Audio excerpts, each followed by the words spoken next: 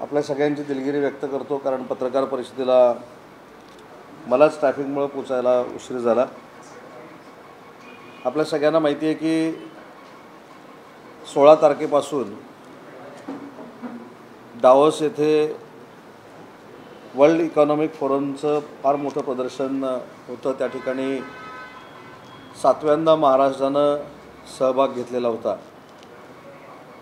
आणि आपल्या सगळ्यांच्या दृष्टीनं, महाराष्ट्राच्या दृष्टीनं आणि महाराष्ट्राच्या युवा पिढीच्या दृष्टीनं हा फोरम आणि त्याच्यामधला महाराष्ट्राचा सहभाग हा अतिशय महत्त्वासाठी होता। त्याचं कारण आपल्याला माहिती आहे की जायच्या अगोदर आणि गेल्यानंतर जी काय रोज सकाळी 9:30 वाजता टीका सुरू होती, त्याला उत्तर देण्यासाठी ही काही पत्रकार परिषद नाही, परंतु महाराष्ट्रातल्या जनतेला देखील कळलं पाहिजे की माननीय मुख्यमंत्री एकनाथजी शिंदे आणि उपमुख्यमंत्री देवेंद्रजी यांच्या नेतृत्वाखाली या 6 महिन्यात उद्योग क्षेत्रामध्ये कशा पद्धतीनं महाराष्ट्र पुढे येतोय आणि नुसता पुढे येत नाही, तर ज्या ठिकाणी परदेशामध्ये आम्ही सगळे गेलो होतो त्या ठिकाणी महाराष्ट्राची प्रतिमा या उद्योग क्षेत्रामध्ये या दोघांच्या नेतृत्वाखाली वाढवण्यामध्ये आम्ही यशस्वी झालो आहे, हे उद्योगमंत्री या नात्यानं मला ठामपणे या ठिकाणी सांगितलं पाहिजे। सुमारे 1,40,000 कोटीचे MOUs हे या 2-3 दिवसामध्ये मुख्यमंत्र्यांच्या हस्ते डावोस येथे झाले। हे MOU होताना त्याची अंमलबजावणी देखील झाली पाहिजे महाराष्ट्रात आल्यानंतर। यासाठी मुख्यमंत्र्यांच्या नेतृत्वाखाली आणि उपमुख्यमंत्र्यांच्या नेतृत्वाखाली त्याच ठिकाणी आम्ही निर्णय घेतला की या संपूर्ण प्रकल्पांसाठी, याची अंमलबजावणी करण्यासाठी, यांना लँड अलॉट करण्यासाठी, यांच्या परमिशन्स लवकर देण्यासाठी एक माझ्या अध्यक्षतेखाली वॉर रूम तयार केली जाईल। याच्यामध्ये 5 उच्चस्तरीय अधिकारी असतील आणि 5 तज्ज्ञ असतील। या वॉर रूममधनं लँड अलॉटमेंटपासून इन्सेंटिव्हपर्यंत सगळा विचार त्याच्यामध्ये केला जाईल। प्रधान सचिव आमचे जे आहेत, प्रिन्सिपल सेक्रेटरी, त्यांच्या अध्यक्षतेखाली जी समिती आहे ती देखील लवकरात लवकर या संदर्भात निर्णय घेईल आणि कुठच्याही परिस्थितीमध्ये उद्योजकांना 30 दिवसाच्या आत परवानग्या मिळायला पाहिजेत, यासाठी पुढच्या किंवा त्याच्या पुढच्या कॅबिनेटमध्ये आम्ही मैत्री कायदा आणतोय। या कायद्यामध्ये 30 दिवसात विविध खात्यांनी जर परवानगी दिली नाही तर त्या परवानगीचे अधिकार हे उद्योग खात्याच्या कमिशनरला असतील, आयुक्ताला असतील आणि पुढच्या 8 दिवसामध्ये त्यांनी त्या सगळ्या परवानग्या क्लिअर करायच्यात। अशा पद्धतीचा कायदा हा महाराष्ट्रामध्ये एकनाथजी शिंदे आणि देवेंद्रजींच्या नेतृत्वाखाली आपण आणतोय। या कायद्याबाबत ज्यावेळी स्वतः मुख्यमंत्री महोदयांनी उद्योजकांशी चर्चा केली, आपली भूमिका महाराष्ट्राची मांडली, आपल्याला आश्चर्य वाटेल, काल निघेपर्यंत आमचे अजून MOU करा अशा पद्धतीची उद्योजकांची भूमिका होती। आता काही लोकांना हे पटणार नाही आणि पटलं तरी ते पटवून घेणार नाही आणि म्हणून काही लोकांनी आता सुरू केलं की ही डोमेस्टिक इन्व्हेस्टमेंट होती, हे इथल्याच महाराष्ट्रातल्याच लोकांनी केलेली इन्व्हेस्टमेंट होती। मी मागच्या वर्षीचा थोडा इतिहास आपल्याला या ठिकाणी सांगतो। मागच्या वर्षी देखील डावोसला अशाच पद्धतीनं सहभाग झाला होता महाराष्ट्र सरकारचा। महाराष्ट्र सरकारनं सहभाग घेतल्यानंतर त्याचं पॅव्हिलियन कसं होतं याच्यावर मला चर्चा अजिबात करायची नाही, परंतु या 3-4 दिवसामध्ये केंद्रीय मंत्री 4 जे होते डावोसला, त्यांनी आपल्या पॅव्हिलियनला भेट दिली, मोठमोठ्या उद्योजकांनी भेट दिली आणि स्पष्ट त्यांनी सांगितलं की पहिल्या 1 ते 2 क्रमांकामध्ये महाराष्ट्राचं पॅव्हिलियन हे विक्रमी MOU करताना त्या ठिकाणी आहे। आणि मी डावोसमधनं देखील सांगितलं की श्री रविशंकर यांनी देखील आपल्या पॅव्हिलियनला भेट दिली, ते देखील अनेक वर्ष ह्या फोरमसाठी त्या ठिकाणी जातात आणि त्यांनी देखील सांगितलं की इतिहासातलं सगळ्यात चांगलं पॅव्हिलियन हे महाराष्ट्राचं आहे आणि आम्ही केलं म्हणजे काही मेहरबानी केलं नाही। पण मागच्या वर्षी कसं होतं, तर मागच्या वर्षी मध्य प्रदेशला विचारायला लागायचं की आम्ही MOU करू की नको, आम्ही कॉन्फरन्स घेऊ की नको, आम्ही तुमच्या खुर्च्यांवर बसू की नको, अशी मागच्या वर्षीची परिस्थिती होती. आणि म्हणून जे कायमस्वरूपी नाहक महाराष्ट्राच्या उद्योग विभागाला आणि विशेषतः सरकार बदललं हे पचनी न पडल्यामुळं एकनाथजी शिंदे आणि देवेंद्रजींना जे बदनाम करतात, त्यांनी किती MOU केले होते मागच्या वर्षी? तर 80,000 कोटीचे MOU त्यांनी केलेले होते. मुद्दाम हे आकडे आपण लक्षात घेणं गरजेचं आहे. 80,000 कोटीचे MOU केले हे महाराष्ट्राला सांगितलं गेलं. त्याच्यातला एक MOU जो होता तो 50,000 कोटीचा ऊर्जा विभागाचा होता. त्याची आजपर्यंत अंमलबजावणी झालेली नाही. हे आपण कुठूनही त्याची माहिती घेऊ शकता. आणि जे 30,000 कोटीचे झाले त्याच्यातले 16,000 कोटीचे फॉरेन इन्व्हेस्टमेंट होती आणि 13,000 कोटीचे इथलेच होते. त्याच्यामुळं अशा बातम्या देऊन जे खरोखर चांगलं काम यावर्षी झालं आहे त्यांना बदनाम करण्यापेक्षा, त्यांचं खच्चीकरण करण्यापेक्षा आपण जे मागच्या वर्षी MOU केले होते त्याची अंमलबजावणी किती झाली हे महाराष्ट्रातल्या जनतेला काही लोकांनी सांगणं गरजेचं आहे. डावोसमध्ये 1,40,000 कोटीची गुंतवणूक आणण्यासाठी जे MOU झाले त्याच्यातनं जवळजवळ 1,00,000 रोजगार प्रत्यक्षरित्या आणि अप्रत्यक्षरित्या हे महाराष्ट्रातल्या तरुणाईला मिळणार आहेत. 7 वर्षामध्ये जेवढ्या चांगल्या पद्धतीचं, जसं मगाशी मी उल्लेख केला की पॅव्हिलियन असेल, तिथली मॅनेजमेंट असेल, आणि दुसरी महत्त्वाची, देशाच्या दृष्टीनं महत्त्वाची गोष्ट अशी आहे की त्या 1.5 किलोमीटरच्या लेनमध्ये, 2 किलोमीटरच्या लेनमध्ये हे सगळं प्रदर्शन त्या ठिकाणी भरतं. पण तिथे एकमेव पंतप्रधानांचा फोटो होता जे होल्डिंग लागलेलं होतं, ते म्हणजे भारत देशाचे पंतप्रधान नरेंद्रजी मोदी. देशाचे पंतप्रधान देखील, अन्य देशाचे पंतप्रधान देखील महाराष्ट्र राज्याच्या मुख्यमंत्र्यांना त्या पॅव्हिलियनमध्ये भेटायला आले होते. सिंगापूरचे मंत्री देखील भेटायला आले होते. तामिळनाडूचे मंत्री देखील भेटायला आले होते. अनेक उद्योजक मुख्यमंत्री महोदयांना भेटले. मुख्यमंत्र्यांचं डावोसमधलं वास्तव्य हे फक्त 28 तासाचं होतं. पण 28 तासामध्ये महाराष्ट्रात ज्या स्पीडनं ते काम करतात त्याच्या दुप्पट स्पीडनं देशातल्या एका राज्याचा मुख्यमंत्री काम करून दाखवू शकतो, हे माननीय मुख्यमंत्र्यांनी अखंड विश्वाला दाखवून दिलेलं आहे. आणि दुसरं मला कौतुक केलं पाहिजे आणि खरोखरच त्यांना देखील धन्यवाद दिले पाहिजेत, ते म्हणजे महाराष्ट्र राज्याचे उपमुख्यमंत्री देवेंद्रजी. ज्या दिवशीपासून आम्ही गेलेलो आहोत त्या दिवशीपासून सन्माननीय पंतप्रधानांची मुंबईमध्ये सभा असल्यामुळे ते येऊ शकले नाहीत.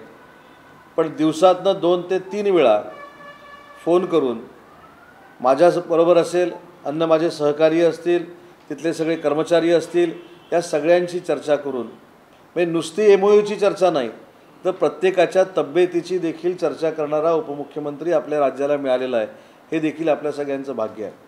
आणि म्हणून मुख्यमंत्री यायला तिथं 5-6 तास उशीर झाला, पण त्याच्यानंतर ज्या स्पीडने MOU झालेत, ही स्पीड मला असं वाटतं अशीच जर आम्ही ठेवली तर जे काय वेदांताच्या पार्श्वभूमीवर टीका टिप्पणी झाली, एअरबसच्या नावानं टीका टिप्पणी झाली, ज्याचा संबंध आमच्याशी काहीही नव्हता, त्याला उत्तर नाही. पण आमची जबाबदारी म्हणून मी आपल्याला सांगितलं होतं की वेदांता एवढेच प्रकल्प किंवा त्याच्यापेक्षा किंबहुना जास्त प्रकल्प हे महाराष्ट्रामध्ये येतील. आणि दुसरी महत्त्वाची गोष्ट सांगतो की कालच जेव्हा मी प्रवास केला त्या प्रवासामध्ये देखील जिंदाल ग्रुपचे अध्यक्ष सज्जनजी जिंदाल हे त्या प्रवासामध्ये त्यांनी मला भेटले आणि त्यांनी देखील सांगितलं की एक आमच्याकडनं घोषणा होणं बाकी राहिलेली आहे, MOU होणं बाकी राहिलं आहे, तो म्हणजे 10,000 कोटीचा EVचा प्रकल्प. ते महाराष्ट्रामध्ये लावायला तयार आहेत. त्याच्या संदर्भात पुढच्या आठवड्यामध्ये आम्ही बैठक घेतो आहे. आणि हे प्रकल्प कुठे कुठे येणार आहेत तर महाराष्ट्राच्या प्रत्येक भागामध्ये, विदर्भ असेल, पश्चिम महाराष्ट्र असेल, उत्तर महाराष्ट्र असेल, कोकण असेल, माझा जिल्हा असेल. शेवटचा जो MOU केला तो आम्ही रत्नागिरीसाठी केला, अमेरिकेच्या कंपनीसाठी बरोबर केला. 800 कोटी रुपयाचे इलेक्ट्रिकल व्हेकल बनण्याचा कारखाना हा रत्नागिरी जिल्ह्यामध्ये माझ्या मतदारसंघामध्ये आणण्याचा निर्णय देखील आम्ही काल त्या डावोसमध्ये घेतला. सज्जनजींनी 4,000 कोटी रुपयाची इन्व्हेस्टमेंट पुन्हा एकदा रत्नागिरी जिल्ह्यामध्ये करण्याचं मान्य केलं एका वेगळ्या प्रोजेक्टसाठी. आणि म्हणून मला असं वाटतं की जो डावोसचा आमचा दौरा झाला मुख्यमंत्री आणि उपमुख्यमंत्र्यांच्या नेतृत्वाखाली, हा नक्की फलदायी आहे महाराष्ट्रासाठी, परंतु याची अंमलबजावणी करणं, यांना लँड अलॉट करणं, यांना फॅसिलिटी देणं, यांना इन्सेंटिव्ह देणं, ही सगळी जबाबदारी महाराष्ट्राच्या सरकारची आहे. आणि म्हणून मला असं वाटतं की जे आम्ही 1,40,000 कोटीचे MOUs केलेले आहेत, त्याला कोणी डोमेस्टिक MOU म्हणतं आहे, कोणी अन्य काही टीका करतं आहे, त्या टीकेमध्ये मला जायचं नाही. परंतु एक टप्पा आम्ही पार केलेला आहे या वर्षीचा. आता याची अंमलबजावणी करणं आणि खऱ्या अर्थानं प्रत्यक्ष आणि अप्रत्यक्ष रोजगार उपलब्ध करून देणं ही महाराष्ट्र सरकारची जबाबदारी आहे. आणि म्हणूनच महाराष्ट्रामध्ये आल्यानंतर नक्की डावसची परिस्थिती काय होती, कशा पद्धतीनं आम्ही MOUs केले, कोण कोण त्या ठिकाणी आले, ही सगळी माहिती आपल्यामार्फत महाराष्ट्राच्या जनतेला पोचावी यासाठी या पत्रकार परिषदेचं आयोजन होतं.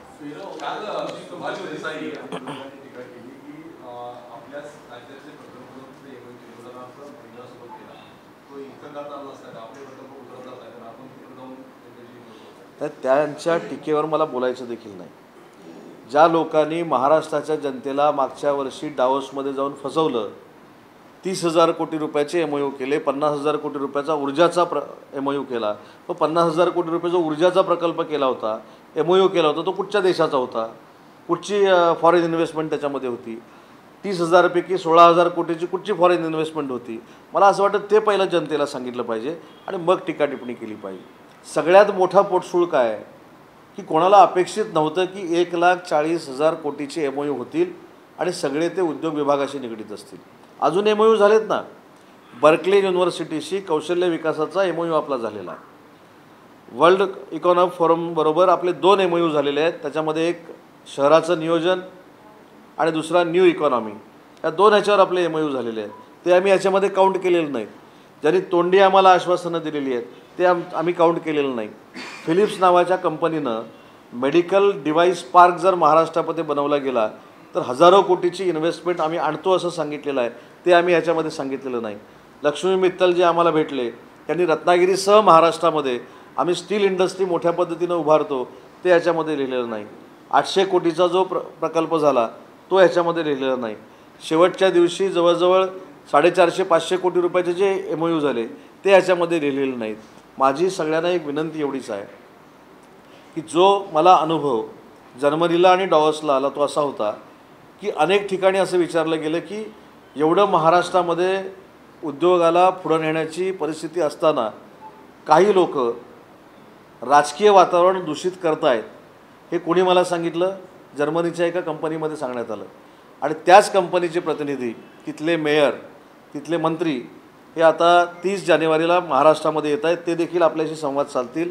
म्हणजे आम्ही केलेली जी काही योजना होती, आम्ही केलेले जे काही प्रयत्न होते ते योग्य होते की अयोग्य होते हे देखील आपल्यामार्फत जनतेला कळेल. लॅप नावाच्या एका इंडस्ट्रीला आम्ही भेट दिली जी केबल बनवते. त्यांना आम्ही विनंती केली की मुंबई गोवा महामार्ग आहे, समृद्धी महामार्ग आहे, अजून जे काही ग्रीन फील्ड प्रोजेक्ट होत आहेत, सागरी महामार्ग आहेत, कुठंतरी टेक्नॉलॉजी आपण अशी डेव्हलप करा की आमची व्हेकल जी आहे ती 2 ते 3 मिनटामध्ये तुमच्या केबलवर चार्ज झाली पाहिजे, तुमच्या सॉकेटवर चार्ज झाली पाहिजे. त्याच्यासाठी चार्जिंग सेंटर उभारणारी एखादी कंपनी तुमच्याबरोबर घेऊन जर महाराष्ट्र शासनाचे MOU करता येईल का, ही देखील चर्चा झाली. त्याच्यामुळं आम्ही जी चर्चा केली ही महाराष्ट्राच्या उन्नतीसाठी केली. आणि काही लोक महाराष्ट्राची उन्नती होऊ नये म्हणून पत्रकार परिषद घेऊन महाराष्ट्राच्या उद्योग जगताला बदनाम करण्याचा प्रयत्न करतात.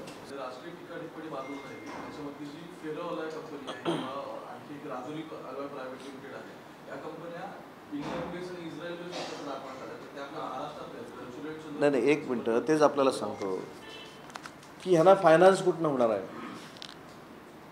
आता तसं बघायला गेलं तर मी ज्या कंपनीला लॅपला भेट दिली त्याचं ऑफिस देखील मुंबईमध्ये आहे.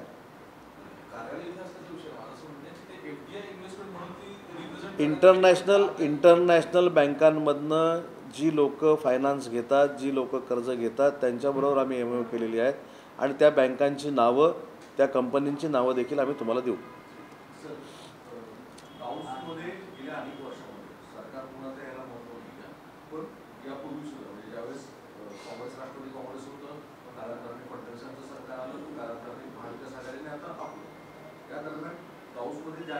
राज्य सरकारच्या वतीने लाखो करोडो रुपयांचे करार केले जातात, पण गुंतवणूक जी प्रत्यक्षात आहे त्याच्यामध्ये मात्र तफावत होते. दरवेळेस हा अनुभव आहे. आकडेवारीवरती स्पष्ट आहे. मुळात प्रपोजल्स एमओयू बनवणं आणि प्रत्यक्षात येणं त्याच्यामध्ये फार मोठ्या प्रमाणात तफावत आहे. त्याला बेसिक इंडस्ट्री लोकांचं असं म्हणणं आहे की ज्या पद्धतीने तिथे कमिटमेंट केली जाते त्याची इम्प्लिमेंट होत नाही. इथे लँड ॲक्विजिशन किंवा कुठल्याही प्रोसेसला परवानगी देणं किंवा कालांतराने तिने दिलेली आश्वासन हे पूर्तता न होणे हे प्रामुख्याने कारण सांगितलं आहे. ते कसे पोस्ट काढले यामध्ये मी पूर्ण सहमत आहे. तुम्ही जे या ठिकाणी सांगितलं त्याशी मी पूर्ण सहमत आहे आणि म्हणूनच सुरुवातीला सांगितलं यासाठी विभागाची वॉर रूम आपण तयार करतो आहे. कुठचीही .नॉट 1% सुद्धा अडचण उद्योजकांना येऊ नये, लँड अलॉटमेंटसाठी होऊ नये आणि कायद्याचं देखील मी सांगितलं की ज्या परवानग्या आहेत त्या 30 दिवसामध्ये मिळाव्या यासाठी कुठच्याही परिस्थितीमध्ये आम्ही यंत्रणा तयार करतो. एक मात्र नक्की आहे की ज्या पद्धतीनं आपले MOUs होतात त्याची अंमलबजावणी होते की नाही हे प्रश्नचिन्ह आहे. आणि म्हणून जे मी टीकेमध्ये जात नाही, पण टीकाकारांना एवढीच मला विनंती करायची आहे की आपण 80,000 कोटीचे FDI म्हणून सांगितली, त्याच्यामध्ये ऊर्जा विभागाचा 50,000 कोटीचा आहे. 30,000 कोटीचे MOU आहेत, त्याच्यामध्ये 13,000 कोटी भारतातले आहेत किंवा राज्यातले आहेत. मला असं वाटतं की याच्यामध्ये न जाता आपण जो आता प्रश्न विचारला की ह्याची आम्ही अंमलबजावणी कशी करणार आहोत आणि जी आम्ही कमिटमेंट केलेली आहे की बेरोजगारी 1 लाख लोकांची आम्ही दूर करणार आहोत, त्याच्यासाठी आपण पुढं कसं जाणार आहोत हे आमच्या दृष्टीनं महत्त्वाचं आहे आणि त्याच्यासाठी आपण वॉर रूम करतो आहे आणि तो कायदा करतो. सिंगल विंडो उद्योजकांना आकर्षित करण्यासाठी सिंगल विंडो आणखी उपक्रम आपण करत आहोत जेणेकरून एकाच मार्गाने सर्व. नाही, मी सांगितलं ना, कायदा जो आपण करतोय हा मला असं वाटतं की सिंगल विंडोच्या देखील पुढचा आहे. 30 दिवसामध्ये विविध जे विभाग आहेत त्यांच्याकडनं जर परवानगी मिळाली नाही काही अडचणींमुळं, काही त्यांच्या कार्यबाहुल्यामुळं, तर तातडीनं ते कमिशनर जे आमचे आहेत उद्योग विभागाचे ते त्या संबंधित इंडस्ट्रियलिस्टला आता परवानगी देणार आहेत. अशा पद्धतीचा तो कायदा आहे. आणि दुसरी महत्त्वाची जी गोष्ट आहे, माथाडी कायदा जो आहे, माथाडी लोक जे आहेत त्यांना अतिशय चांगल्या पद्धतीनं काम देणं, त्यांच्यावर कुठेही अन्याय न होणं ही महाराष्ट्र शासनाची जबाबदारी आहे. परंतु माथाडी आहे असं दाखवून ज्या काही संघटना उद्योजकांना त्रास देण्याचा प्रयत्न करत आहेत आणि खऱ्या माथाडी लोकांवर अन्याय करण्याचा प्रयत्न करत आहेत त्यांच्यावर देखील कारवाई करण्याचा निर्णय हा शिंदे फडणवीस सरकारनं घेतलेला आहे. उद्योग विभागानं त्याच्यामध्ये पुढाकार घेतलेला आहे. त्याच्यामुळं अशा संघटनांना मला विनंती करायची आहे की माथाड्यांवर अन्याय करण्याचं काम ज्या या बोगस माथाड्यांच्या कंपन्या करत आहेत त्यांचा देखील बंदोबस्त करण्याचा निर्णय आपण घेतो आहे, जेणेकरून खरे जे माथाडी आहेत, माथाड्यांची जी खरी मोठी चळवळ आहे नवी मुंबई आणि सगळ्या भागामध्ये, त्याला देखील उत्तेजन दिलं पाहिजे, त्याला देखील सहकार्य केलं पाहिजे. आणि म्हणून जे खऱ्या माथाड्यांच्या संघटना आहेत, योग्य माथाड्यांच्या संघटना ज्या आहेत त्यांच्यावर देखील अन्याय होणार नाही ही दक्षता देखील भविष्यामध्ये आम्ही घेणार आहोत. उद्योग आपल्या महाराष्ट्रामध्ये अंमलबजावणी, परंतु ते अंमलबजावणी योग्यरित्या होत नाही. आता आपण वाढून तयार करत आहे. मात्र याच्यामध्ये असं होतं की जेव्हा होतं वाढून तयार केलं जातं, सरकार असेपर्यंत त्या सगळ्या गोष्टी चालतात. सरकार गेल्यानंतर त्या सगळ्या गोष्टी बदलतात. त्यामुळे हे उद्योग महाराष्ट्रात येत नाही. याच्यासाठी परमनंट सोल्युशन काहीतरी असायला पाहिजे. त्याच्यातलं परमनंट सोल्युशन असं आहे की सरकार काय जात नाही, पहिली गोष्ट. त्यामुळे ती शंका काय ठेवण्याची आवश्यकता नाही. सरकार हे 170 लोकांचं आहे. अजून 10-12 लोक आमच्या संपर्कामध्ये आहेत. त्याच्यामुळे सरकार जाण्याचा काही प्रश्न येत नाही. आणि सरकार एवढ्या स्ट्रॉंगली काम करतं आहे, म्हणजे दोन्ही नेते मुख्यमंत्री आणि उपमुख्यमंत्री एवढ्या चांगल्या पद्धतीनं काम करत आहेत. काल देखील पंतप्रधान मोदी साहेबांच्या सभेंमधनं अनेक खुलासे झाले असतील की जे आपल्याकडे ट्रीटेड वॉटर बाहेर काढण्याच्या संदर्भातल्या काही गोष्टी काल झाल्या त्या कशामुळं थांबल्या, का थांबल्या, या राजकारणात मला जायचं नाही. पण तशी परिस्थिती आमच्या सरकारमध्ये येऊ नये म्हणून आम्ही कार्यक्षम पद्धतीनं काम करतो आहे. आणि आपण देखील आपल्या डोक्यातली शंका 100% काढून टाका. सरकार पूर्ण कालावधी पूर्ण करणार आहे आणि पुढचं सरकार देखील आमचंच असणार आहे. 70 लोक एकत्र आहेत. काल पंतप्रधान नरेंद्र मोदी येऊन गेल्यानंतर आज एक महत्त्वपूर्ण बैठक आता काही वेळापूर्वीच पार पडली आहे. सत्तांतरानंतर पहिल्यांदा सर्व आमदार, खासदार, मंत्री, उपमुख्यमंत्री वगैरे झूम मीटिंग पार पडली आहे.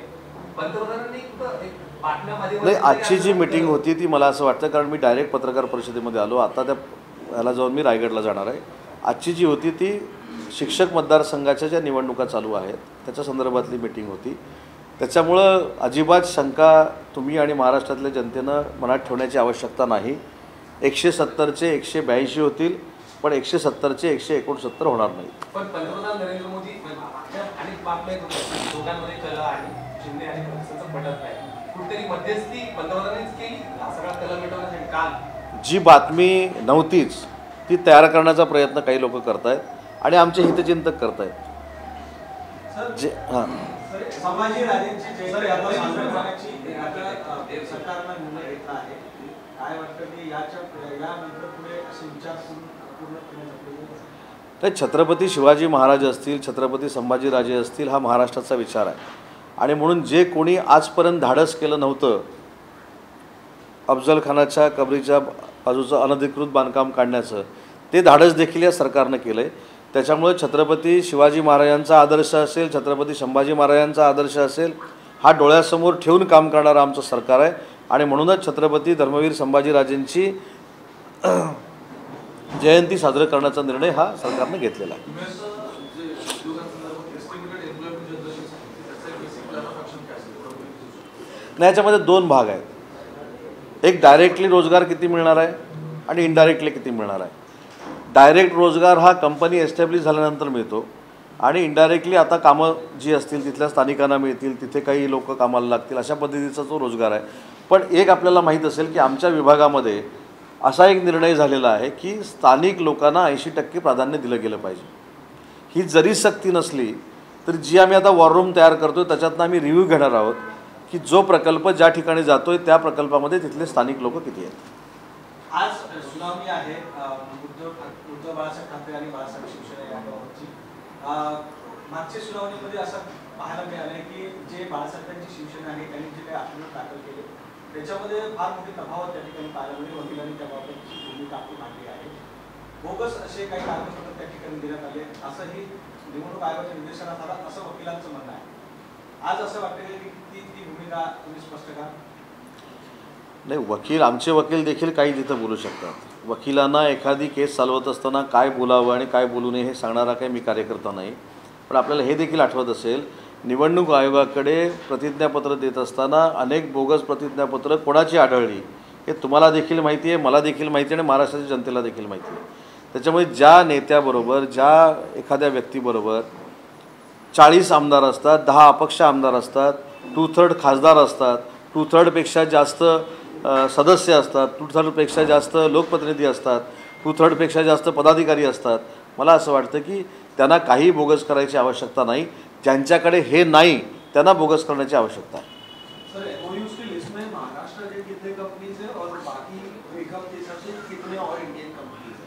कहाँ एमओयूज के लिस्ट में जो एमओयूज किए गए हैं उसको पूरा फाइनेंस इंटरनेशनल बैंक रहेगी, फंड रहेगा, इससे ही होने वाला है. इसलिए हमने वो एमओयू डावोस में किए हैं. पिछले साल जो 80,000 करोड़ का दिखाया गया था एमओयू, उसमें से 50,000 करोड़ एनर्जी का था, वो महाराष्ट्र का ही था. और 30,000 के जो एमओयू हो गए थे उसमें से 13,000 कोटी ये भी महाराष्ट्र के थे. लेकिन महाराष्ट्र के हो या एफडीआई हो, इसकी अमलबजावनी करके यहाँ का जो रोज़गार है वो देना हमारी जिम्मेदारी है और इसके लिए हम एक वॉर रूम तयार कर रहे हैं. सर, आपण मगाशी म्हटलं की सरकार काही जात नाही, आणखी काही लोक आमच्या संपर्कात आहेत. लवकरच आम्हाला पुन्हा एकदा तिसरी आघाडी पाहायला मिळणार का? कारण काल मुख्यमंत्र्यांनी देखील तसा एक उल्लेख भाषणांमध्ये केला. नाही, मुख्यमंत्री उपमुख्यमंत्री याच्यावर बोलू शकतात. मला फक्त एवढंच सांगायचं होतं की त्यांनी उद्योग विभागाच्या बाबतीमध्ये जो प्रश्न विचारला की उद्योग विभागामधले निर्णय सरकार बदलल्यानंतर बदलतील का, तर मी त्यांच्या मनातली आणि जनतेच्या मनात शंका राहून म्हणून सांगितलं आमचं सरकार काही बदलत नाही. 2 वर्ष आम्हीच राहणार आहोत, भविष्यात देखील आम्हीच राहणार आहोत आणि 170चे कदाचित 182 किंवा 85 होऊ शकतात. निवडणूक आयोगामध्ये एक शंका आणखी हे व्यक्त केली आहे की ज्यावेळेस आपण सगळे आमदार निवडून आलो त्यावेळेस जे फॉर्मवर उद्धव ठाकरे यांची सही होती ते त्यावेळेस अध्यक्ष होते. मग त्यावेळेस ते अध्यक्ष होते तर मग तुम्ही आता का मला असं वाटतं की आपण देखील मला जे प्रश्न विचारताय ते निवडणूक आयोगासारखेच विचारताय आणि उद्धव बाळासाहेब ठाकरे शिवसेनेचे वकील असल्यासारखे मला विचारताय. माझं म्हणणं असं आहे की मी तुम्हाला सगळ्या गोष्टी सांगितलेल्या आहेत. निवडणूक आयोग हा एक स्वायत्त संस्थेचा भाग आहे. आम्ही कागदपत्र दिल्यानंतर त्यांनी काय निर्णय द्यावा हा त्यांचा स्वायत्त अधिकार आहे. त्याच्यावर मी बोलणं हे योग्य नाही. 23 तारखेला विधान भवनमध्ये बाळासाहेब ठाकरे यांचे एक तैलचित्र लावलं होतं. एक फोटो व्हायरल झाला होता की त्याच्यामध्ये तुमचा एक तुम्ही तैलचित्र होता. तो फोटो त्यावेळेस डिनाय केला गेला. नाही, त्या फोटो ज्या बनवणाऱ्या आहेत त्या भगिनी ज्या आहेत त्यांनी लोकसभेमध्ये देखील मला असं वाटतं की अनेक तैलचित्र काढलेली आहेत, विशेषतः त्या कोकणातल्या आहेत. मी रायगडच्या दौऱ्यावर ज्यावेळी होतो त्यावेळी जे आपलेच पत्रकार आहेत, जे ज्येष्ठ पत्रकार आहेत कुमार कदम साहेब, त्यांनी मला विनंती केली होती की त्या चांगल्या पद्धतीचं चित्र काढतात म्हणून मी भेट दिलेली होती. ते चित्र घ्यावं न घ्यावं हा शेवटी विधानभवनाच्या अध्यक्षांचा प्रश्न आहे. आणि कोकणातली एखादी व्यक्ती एवढ्या महान व्यक्तींची जर चित्र काढत असेल तर पालकमंत्री या नात्याने एक कार्यकर्ता म्हणून मी त्यांना भेट दिलेली होती. 23 जानेवारी ते 27 जानेवारी म्हणजे 23 जानेवारीला अर्थातच बाळासाहेबांची जयंती आहे, 27 जानेवारीला आनंदींची जयंती. या निमित्ताने बाळासाहेबांची शिवसेना काही भगवा सप्ताह असणे कार्यक्रम आयोजित करणार आहे का? आपल्या सगळ्यांनाच माहिती आहे की आम्ही समाजकारण करत करतच राजकारणामध्ये आमदार झालो, मंत्री झालो. त्याच्यामुळे 23 तारीखपासून 27 तारीख असेल किंवा जो 15वडा असेल किंवा सप्ताह असेल, हे विविध सामाजिक उपक्रम करणं ही आमची जबाबदारी आहे आणि तशा पद्धतीने आम्ही महाराष्ट्रामध्ये करणार आहोत. सर, बालासाहेब ठाकरे का जो पोर्ट्रेट फंक्शन में बताया जा रहा है कि उद्धव ठाकरे वहाँ नहीं जाएंगे क्योंकि सीएम और डीसीएम प्रेजेंट होंगे, सर उस पर क्या कहेंगे? नहीं, अभी देखो ये जो तैल चित्र है वो पिछले 2.5 साल में ही लगना चाहिए था, लेकिन उसकी जिम्मेदारी एकनाथ जी शिंदे और देवेंद्र जी ने ली. अभी वो लगा रहे हैं उस प्रोग्राम में. वो तो दोनों रहेंगे, विधानसभा के अध्यक्ष रहेंगे और किसको आना है किसको नहीं आना है ये सवाल उनको ही पूछना चाहिए ना. जो आने वाले हैं नहीं आने वाले, ये तो 3 तो है और हम हैं सब. साथ ही सवाल ये भी उठा है कि आपने पहले ही कहा कि बड़े-बड़े एमएलए हो चुके हैं, लेकिन कहीं ना कहीं ये बताने की कोशिश की जा रही है कि पिछली सरकार ने भी किए थे और उससे अमल में ये सरकार नहीं ला पा रही है. नहीं, पिछले सरकार ने जो किए थे उसकी अमल करना नहीं करना ये तो सरकार का उद्देश्य नहीं है. हम डावोस में जाके कितना आगे जाके एमओयू कर सकते थे, इंडस्ट्रियलिस्ट को विश्वास दिला सकते थे कि महाराष्ट्र उद्योग के लिए अच्छा है, उसमें हम कामयाब हो गए हैं और मेरे ख्याल से पिछले बरस से ज़्यादा एमओयू इस साल हो गए. ये सरकार के घोटाले का आरोप पूर्व मंत्री लगाते आए हैं अक्सर, खास करके उद्योग जो जिस तरह से महाराष्ट्र के बाहर जा रहा है उससे लेकर भी सरकार का निशाना साध है. यूपी के सीएम आते हैं, यहाँ से एमओयू करके चले जाते हैं और हमें डावोस जाना पड़ता है. तो पिछले साल वो क्यों गए डावोस? पिछले साल वो भी गए ना, वो भी डावोस गए. उन्होंने भी 50,000 महाराष्ट्र की ऊर्जा का वहाँ एमओयू किया. इसलिए उनको सवाल पूछने की आदत है, बदनामी करने की आदत है और हमको काम करने की आदत है. संजय राउत आज बाकायदा राहुल गांधी के साथ नजर आ रहे हैं कि रैली में कश्मीर में आपके साथ काफी वक्त उन्होंने बिताया. इस तरह देखते हैं उनको हमारी सबकी तरफ से शुभकामनाएं, शुभेच्छा है. आज बाकायदा सुनवाई है चुनाव आयोग की, एक बार फिर चीन किसका होगा इसे लेकर दोनों तरफ से बातचीत. नहीं, हमारे पास जो कागज़ थे वो हमने निवडणूक आयोग के पास दे दिए. अभी निवडणूक आयोग ने क्या डिसीजन लेना है उनकी जिम्मेदारी है. ठीक है, थैंक यू. एक शंका ये भी व्यक्त की जा रही है. सवाल तो मुझे हो रहा है. ये शंका एक व्यक्ति ये की जा रही है कि मुख्यमंत्री जो है दावोस में अगर ज़्यादा समय बिताते तो शायद हो सकता है कि जो राशि है हमारा जो प्रोजेक्ट लाने की जो ये है सीमा है वो बढ़ जाती है, वो जल्दी आगे इसलिए ये जो प्रोजेक्ट है कम आए. कौन बोल रहा है ऐसा? शिवसेना वाले बोल रहे नहीं, हैं. कौन? नाम तो बोलिए. नाम भी बताएंगे. नाम अरे ऐसा किस्सा आप बोल रहे हैं कि ना, कौन बोल रहा है ये तो मेरे को पता. उन्हीं के लोग बोल रहे हैं कि भाई ज़्यादा समय पे प्रधानमंत्री. नहीं, मेरी विनती आपसे ये है. नहीं, कौन बोल रहे हैं? कांग्रेस पार्टी के पृथ्वीराज चौहान साहब ने ये कहा था कि भाई प्रधानमंत्री जो अपना टूर जो है आगे करना चाहिए. अगर दावोस में ज़्यादा समय सीएम अगर बिताते हैं नहीं, ज़्यादा से मैं ज़्यादा वो भी सीएम थे. उनके कार्यकाल में कितने एमओयू हो गए हैं वो उन्होंने भी जाहिर करना चाहिए ना. बोलना बहुत अच्छा है, ये करना चाहिए वो करना चाहिए. आपने कितने किए? अभी वो गए थे कि नहीं गए थे ये भी मेरे को मालूम नहीं, लेकिन हाँ तो कितने किए? नहीं, लेकिन कितने किए? अभी प्रॉब्लम ऐसा हो गया है, मैं आपको क्वेश्चन पूछ रहा हूँ कि अभी उन्होंने बोला है कि सीएम साहब ने यहाँ रहना चाहिए था, वहाँ रहना चाहिए था, वो कराड़ में बैठ के बोल रहे हैं. तो उन्होंने जब वो गए थे तब उन्होंने कितने किए थे ये भी एक बड़ा सवाल है ना. यहाँ काम नहीं हो रहा था, ये शरद पवार साहब बोल रहे थे, मैं नहीं. बराबर है ना. Thank you.